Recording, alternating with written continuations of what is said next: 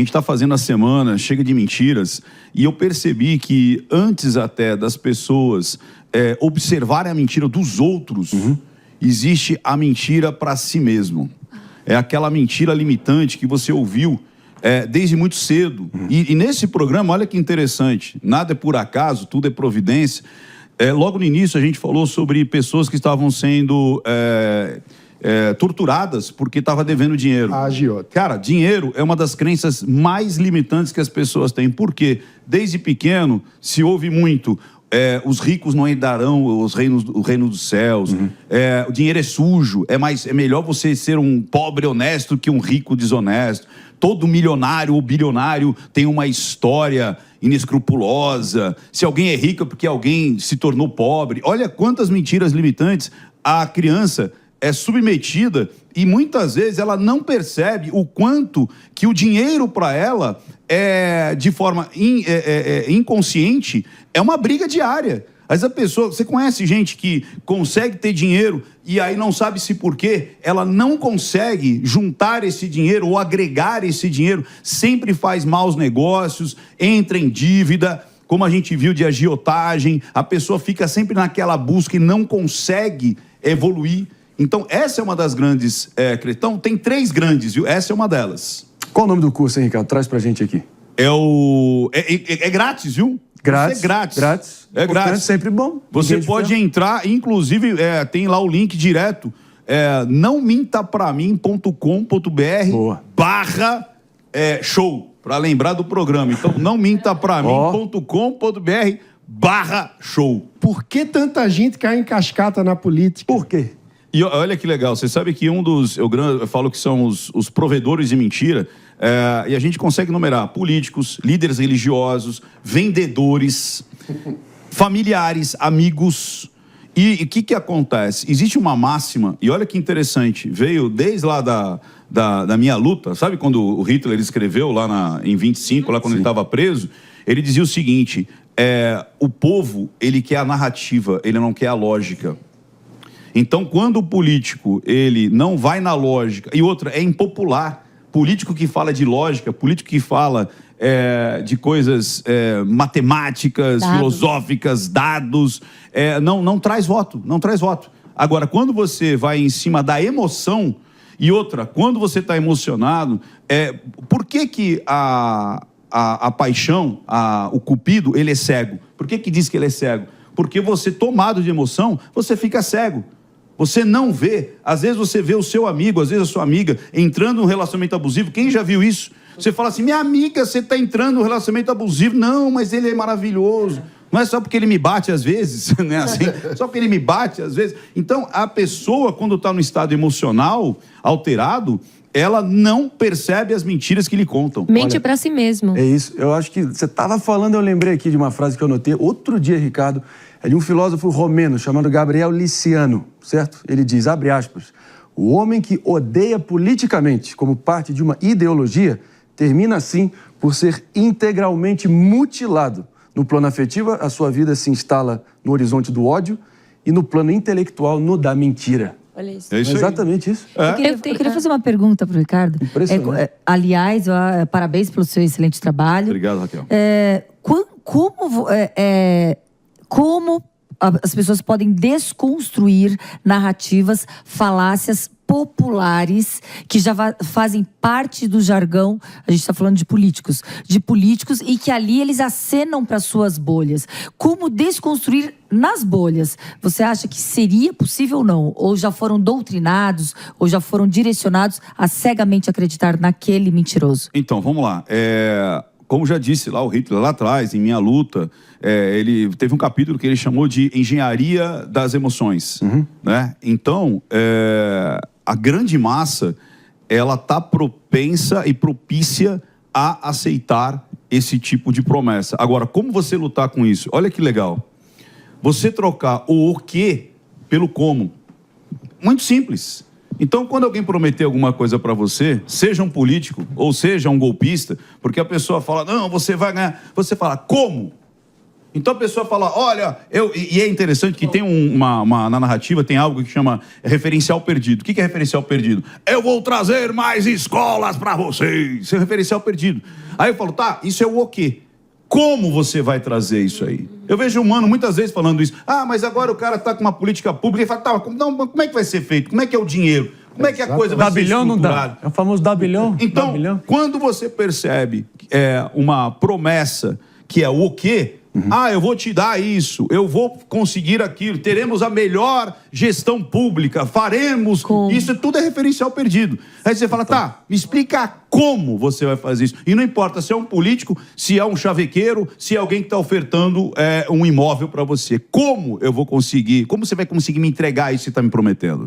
Você já viu tanto golpista existir no Brasil simultaneamente quanto hoje? Ou você acha que realmente virou profissão agora? Sempre existiram, cara. Sem dúvida, mas piorou, você acha? Eu acho que não. Sabe o que acontece? A descoberta, né, a publicidade. Como? Através da rede social. Boa. Então tudo sempre existiu. É que a gente agora vê as coisas acontecendo. Isso é uma baita reflexão. Com uma muito mais clareza. Mas sempre existiram. Em toda a história da humanidade. A mentira também sempre existiu. E hoje tem uma dualidade interessante. Ao mesmo tempo, é muito mais difícil hoje você dar golpes simples, mas a internet também te trouxe a possibilidade de dar golpes mais elaborados. Então, a mesma ferramenta que te traz a publicidade de que aquilo é um golpe, ela também atinge muito mais pessoas. Perfeito, então é a mesma ferramenta, é a dualidade da mesma ferramenta. O George Orwell é um desgraçado da capacidade de antevisão dele do futuro, né? Ele falava já... Quando que 1984 foi lançado, mais ou menos, mano? Foi pós-guerra ali? Logo no pós-guerra? 50, pós-guerra, naturalmente. Ele escreveu acho que em 47. 47. O George Orwell. Exato. Ele fala que dizer a verdade nesses tempos de engano e mentira universal vai se tornar um ato revolucionário, né? Vamos lá. Quem você acha que, enfim, como fazer? Porque tem muita gente que tem rabo preso, tem os patrocinadores, tem os patrões, tem os poréns, mas dizer a verdade, assim, quem você acha que faz isso bem, quem você admira nesse sentido? E por outro lado, porque eu também não quero que venha um processinho de injúria no teu lombo, quem é o maior, eu não vou dizer a palavra, aquela... Sincerão. O sincerão. Por isso que eu gosto desse cara. Quem é o sincerão? Ou pelo menos o sujeito aí na vida pública brasileira, em evidência nos holofotes, mais hábil de saber ter a destreza verbal para trazer visões distintas sobre o que ocorre na prática. Rapaz, eu acho que assim... não, eu entendi, mas eu não... Cita alguém aí. Pro bem e pro mal. Não, é tipo assim, o Marinho me joga numa situação, né?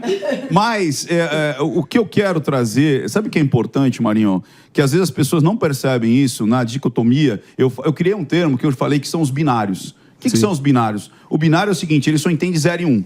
Então, qualquer situação, ele é obrigado a escolher um lado. Então, o SUS agora? Para tudo. É tipo assim, aconteceu tal situação de traição, Sim. ou das meninas mesmo, sabe das meninas lá, as duas médicas lá, as duas que estavam aprendendo? Então você é obrigado, você está passando pano ou você está cancelando. Perfeito. Então se você escolhe um lado, obrigatoriamente você tem que cancelar todas as virtudes do outro lado. E não existe uma pessoa que seja 100% verdadeira, como não existe uma pessoa 100% falsa. Sabe aquele, lembra isso é coisa que talvez um mano... Quantos anos você tem, mano? Eu tenho 34, vou fazer 35... Talvez lembra que...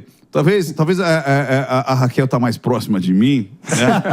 Não tô chamando você de velho, hein, Raquel? Chamou de velho. Somos mais experientes. Cinquentinha, né? Então, Cinquentinha. somos mais experientes. Lembra do Mad? Lembra da revista Mad? Lembro. Então, a revista Bem Mad. separado. Você lembra, Com aquele garotinho, Com as sorridente. pintinhas no rosto. Isso, a revista Mad. Sei, lógico. Tinha, porque você é muito nova. É um clássico da cultura pop americana. Goku, você vê o Goku lá. o Pikachu. Isso aqui é mais antigo o negócio. É o que tinha o garotinho Você gostava ruivo. de fadas e sereias.